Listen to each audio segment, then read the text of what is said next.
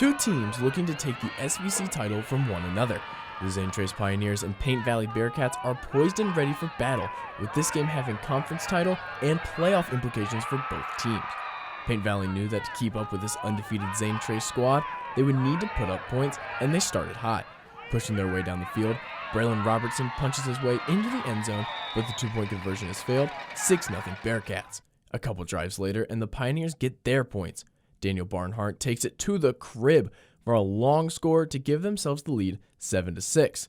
But they did it again on their next drive and marched down the field for a 14-6 lead. Zane Trace's stout defense has been a terror all season, and they showed why as they pick off Caven Cooper, and oh boy, that's a pick six, 21-6 Pioneers. But the Bearcats defense didn't go quietly as they recover a fumble, and the offense finishes the job to bring the game to a one-score deficit.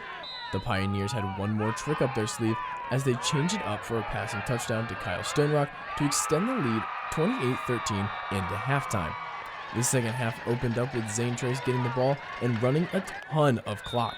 They would find their way into the end zone again, but the Bearcats wouldn't go down without a fight.